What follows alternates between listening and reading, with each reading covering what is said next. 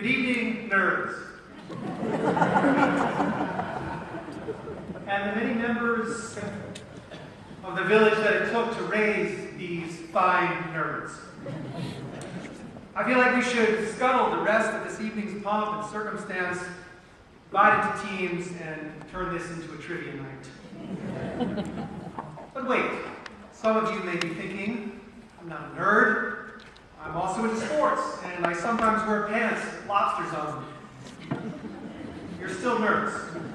You're about to get pieces of paper that say so. And I'm right there with you.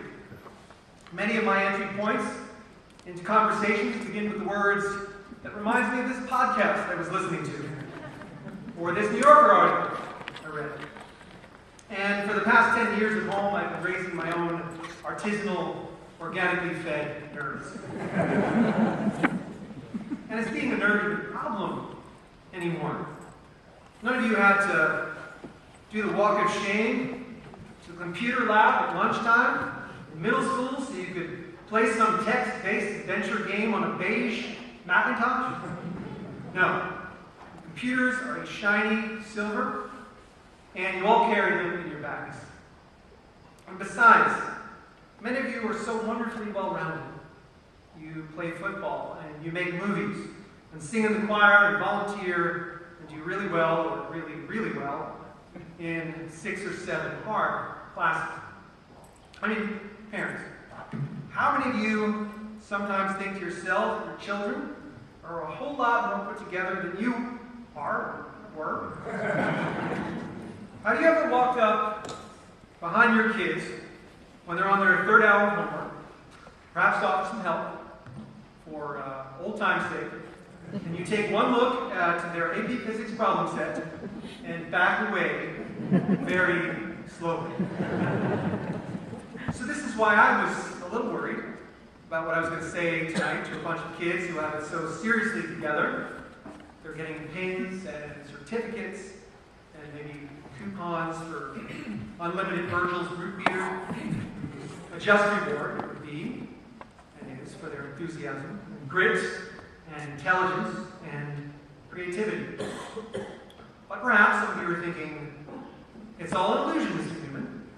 We only seem like we have it together, when the reality is we are lost in a sea of ambivalence, and confusion, and anxiety, and regret, and partial answers to life's biggest questions. And if that's the case, welcome to the party. And even if you're faking your togetherness, you're doing it so well and so functionally that I cannot even tell you to learn how to fake it till you make it. So what can I tell you? You know how to get your work done even after clubs and sports practices and play practices. Teachers sit back and smile after reading your papers. You have accumulated enough headmaster's cards that your parents have probably started using them to write grocery lists on the back. And on top of that, you've learned other life lessons. Collectively, you've experienced the heartbreak of divorce and disease and your favorite pop stars turning out to be nut jobs. Perhaps you've already gained hard-earned wisdom from having to claw your way back after nearly failing a class. Maybe not this crowd, maybe a unit, at least a quiz, one time. Or getting cut from a team or passed over for first chair or dumped by a boyfriend or girlfriend. What can I tell you that you haven't already been told in many other assemblies, chapels, and advisory get-togethers after assemblies or chapels? What can I tell you that a man without legs who runs faster than I do hasn't already told you? What can I teach you about following your passion, saving the world, and being the next generation of leaders, and also don't do drugs? The truth is that we grown-ups who struggle mightily to share wisdom with you don't know what all the answers are, but we desperately want you to experience enough of life, not just a sliver of it you've already experienced. We adults all have our touchstone moments that represent to us why you should drink yourself to death in college, or drive too fast while talking on your cell phone, or why you should study a bit more in the library. I can tell you about hiking to mountaintops and living in Italy, I can tell you about the wonder of falling in love, but also the wonder of falling asleep on the couch next to my wife on a Saturday night many, many years later. Yes, live so that one day you too can be watching Notting Hill for the 10th time and have your spouse wake up and say, "What did I miss?" And then you can say, "Nothing, sweetheart. Go back to sleep." Julia Roberts is still just a girl standing in front of Hugh Grant asking him to love her. But I know it's hard to listen to us. You want to learn things for yourselves. You may be suspicious about our intentions. You know we made our own mistakes. So what gives us the right to tell you what to do? And perhaps it goes both ways. I read an article recently where the writer suggested why the older generation is sometimes hostile towards the younger one. How can we not be terrified and resentful, he writes. Their evolutionary job is to correct our mistakes, to ignore our hard-earned wisdom, to replace us, whether or not we're ready. They need less sleep and look better in their clothes, and they're so damn confident. So, by all means, go ahead and learn things for yourselves. Just be sure to learn. When we finish Kafka's Metamorphosis in my English class, I like to have my students listen to this Radio Lab podcast. There you go. About butterflies and how a caterpillar dissolves into goo in the chrysalis before transforming into a butterfly. But the caterpillar has the tiniest butterfly parts within them. Tiny wings tightly rolled up that cross through the goo. Since it's a Radio Lab, a story about butterflies is never just about butterflies, and so the reporter, reflecting on this process as witness, says, it's not what of me carries forward into the future. It's what of my future self is in me right now. Perhaps all of us wonder from time to time, what of my future self is in me right now? And also, what has been in there all along? In anticipation of the speech, I found myself looking through this big container of artifacts from my past. English papers and short stories and programs and plays I acted in, and tennis team photos, grad school papers, old love letters. It's amazing how much you forget. It's also amazing how much things don't change, even when they somehow change completely. I recommend leaving a few breadcrumbs behind you as you walk along the path. Containers work, apparently will do. Not so that you can find your way back, because that's impossible, but to remind you there was a path, and that it wasn't entirely random, and that you were not only living in the ever-present now, that there were little curled wings tucked up inside you. In my junior high school yearbook, I found the following note. John, went by John in those days. Jonathan was too long. John, maybe someday you'll stop thinking about Indiana Jones and start thinking about girls like normal boys do. Sarah. Now, setting aside the heteronormative bent in her comment, I think what Sarah wasn't considering, and what I knew in my heart, is that liking Indiana Jones and girls do not have to be mutually exclusive enterprises. Case in point, I recently showed Raiders of the Lost Ark to my children. The other case in point, at the time I liked Indiana Jones and Sarah. I had a crush on her all the way through senior year of high school, my desires thwarted by her lacrosse-playing boyfriend. Now, junior year, Sarah wrote my yearbook. This probably won't be a pleasure to read like everything you write, but I'll try my best. I'll never forget you being the chem stud of my life. I'm glad you dropped out of AP, even though I know it was just to be with me. First of all, I impressed her with my writing, and while I did find a lot of positive feedback from my English teachers on my old papers, imagine I appreciated hers just a bit more. And these days, my anniversary and Valentine's Day poems and letters are deeply appreciated by my wife. And then there's the fact that someone once thought of me as a chemistry stud. Let's just say that those particular wings did not make it through the goo. So while it's a romantic thought that I dropped out of AP to have a better chance of motivating Sarah to break up with her boyfriend, it probably had more to do with the nightmare of having to balance equations. And then here's what she wrote in my yearbook just before graduation. Quite poetically, we did finally date the second semester of our senior year. She wrote, "You've been a major part of my high school career, and you're right, you can always make me laugh. Unfortunately, that sense of humor did not stop her from breaking up with me and reconnecting with this guy, crossplay."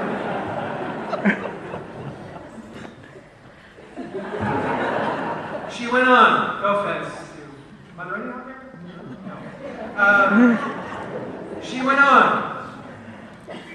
"I'm sorry things didn't work out with us, but then again, some things are just not meant to be. Sorry I left you with trauma about the circus. I hope you don't hold that against your children when they want to go. Remember our first date, physics and calculus homework, the movies we saw. I knew you were a great guy ever since our peer response group in 9th grade. Love, Sarah." The biggest takeaway here is that one should clearly never underestimate the importance of getting really good peer response.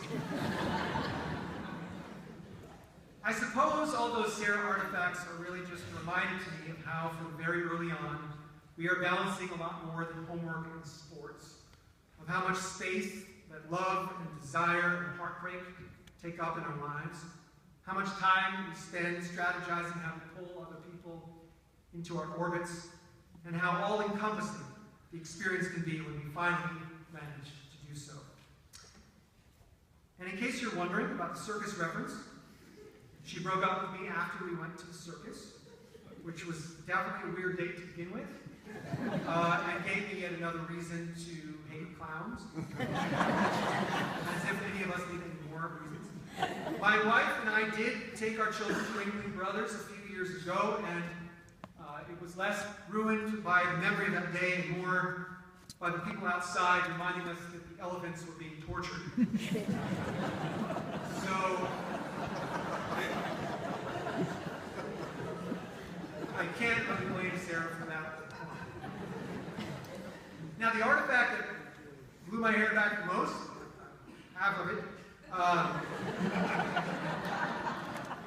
and especially for these purposes here tonight, was an email I sent to my wife of 20 years when I was a senior at Cornell. I was telling her about tutoring in lower school as part of the one education class I took as an undergraduate. "You know, I really do a good job at that school," I wrote. "I'm not sure what that means."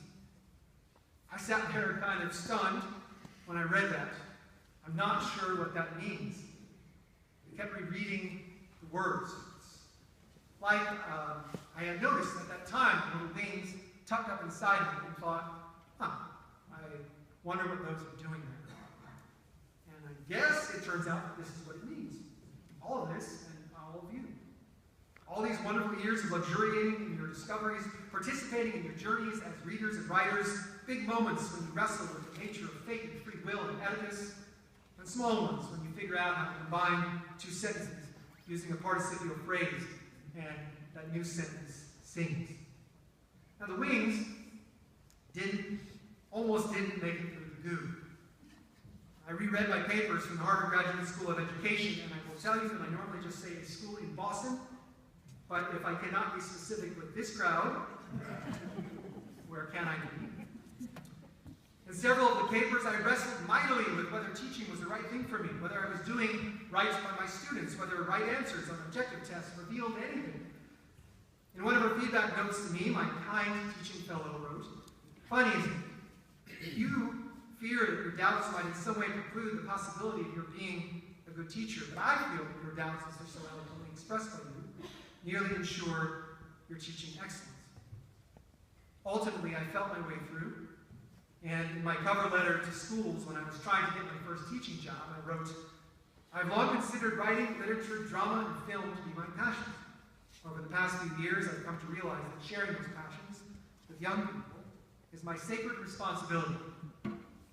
I shared a draft with the English department head, where I was doing my student teaching. "Perhaps a bit much," she wrote on it in red ink. "Sacred is a loaded word." I stuck with it, even if I wasn't 100% sure. And thinking now about my nearly 20 years of teaching, I was right to. I I think maybe sometimes you have to put the word out first and then count on yourself to catch up with it. And I don't think sacred is a word we need to be afraid of. It's a good thing if we can see as many things as possible that we do in life as sacred responsibilities. Of course, that does make it harder to just float through life. And as much as life is about reaching for transcendence, it's also about managing expectations. You will hopefully have many wonderful moments on your job and on mountaintops in Europe and on bike rides with your kids on perfect spring days. But you will also spend a lot of time in your life loading and unloading the dishwasher. You will spend what will feel like too many hours standing behind your kid in a birthday party room in a jumping place, singing to some kid named Aiden. And then it is about reminding yourself you're lucky enough to have a dishwasher and a kid whose friends invite you to birthday parties. But you have a sense of this already, I'm sure. You know about all those grinding hours of homework and all those grinding hours of homework and those precious moments of illumination. Since this is an honor society induction, I suppose I should say a few words about honor. Be humble and never believe that you are above or below anything. You are capable of doing bad things and great things, and you may do a bit of both in your life, as most of us in here can attest. But the mistakes you make, try to have them be the kind that you can learn from, as opposed to the kind that gets you written up in a national newspaper. Try not to be in a fraternity, kicked off campus, for maintaining a website of photos of party guests in compromising positions, especially if the motto above your frat house door is honor above all things. That was in the Times a few weeks ago. Try not to be the head of a company accused of one or more of the following: bilking, stealing, polluting, colluding, bribing, conspiring, obfuscating, poisoning, or obstructing. And that way, you can use your relatively small mistakes as a teaching opportunity for your own kids someday without having to be concerned about statutes of limitation. And that is statute, and not statute. A statute of limitations would be missing an arm or a leg or something.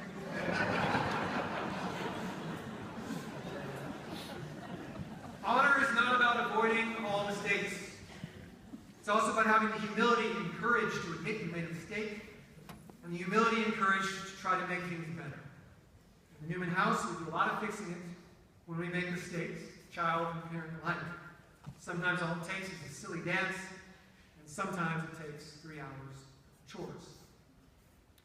When Dr. Sanders told me in the hallway 2 months ago, you guys picked me to speak to you tonight, it was one of the best moments of my year. I love that I get to spend my life here. My life here is about learning and laughter. It is a gift. This is a gift. And I wish for you meaningful, exciting, boring, joyous lives with little pain and a lot of luck. I hope you will find teachers and mentors who will meet your needs, some who will guide you gently, and others who will throw symbols at you when you're ahead or behind the beat. If you haven't seen Whiplash, check it out. Ultimately, you're going to have to figure out all this stuff on your own. Figure out what stays with you, figure out what doesn't or shouldn't make it through the goo. But I have faith. You're nerds. You were built for this. Figure out what you need to know and solve for X. It won't be easy. Even world-famous Oedipus failed with his little math problem. But setting aside his rather large mistakes, he got up each day without omniscience, without omnipotence, without immortality, and with fate pounding him at his heels, and he did his best to own his own life. It does take courage. As the 18th century Rabbi Nachman of Wrocław wrote, all the world is a very narrow bridge, and the important thing is to have no fear at all. We include this each night in our prayers for our children. So, my friends, walk your narrow bridge with your head up. And as you wind your way choosing one fork or another, you will likely ask yourself from time to time, I wonder what this means. Be patient, listen closely, and from time to time, the universe may answer. And speaking of trivia nights, in case you find yourself at one someday, and the question is, name one of the bounty hunters in The Empire Strikes Back. Besides Boba Fett, here are your choices.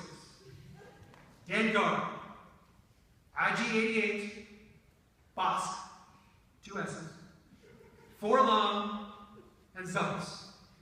Congratulations, and good night.